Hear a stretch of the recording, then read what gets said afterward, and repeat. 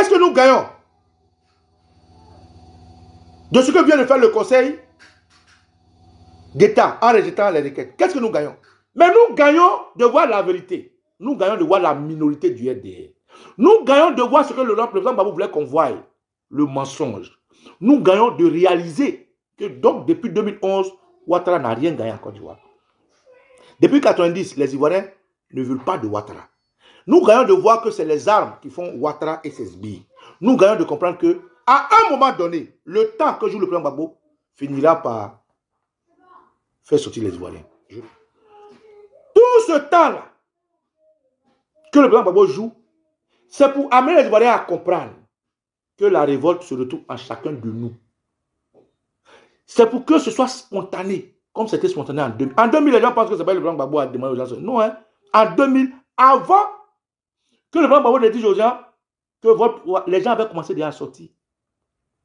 En 2000, quand le général Guéhi a voulu confisquer le pouvoir du président Gbagbo, quand le général Guéhi a arrêté Honoré Gué, les Ivoiriens étaient déjà dans la rue. C'est parce que les Ivoiriens étaient dans la rue que le président Gbagbo a soufflé.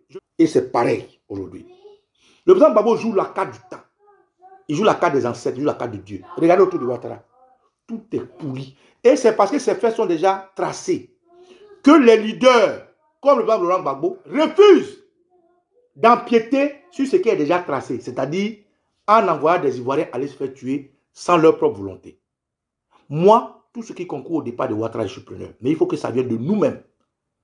Il faut que de façon spontanée, chaque Ivoirien soit responsable de mettre sa poitrine devant, sans mot d'ordre.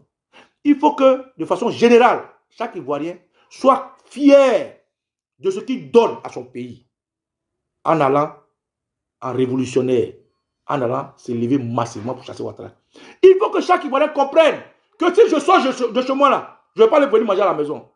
Si je m'en vais mourir, je meurs pour mon pays. Mais il ne faut pas que les Ivoiriens disent que je m'en vais mourir pour Gbagbo. Mais cette vérité va nous fortifier psychologiquement. Parce qu'un soldat, il faut qu'il soit fort psychologiquement.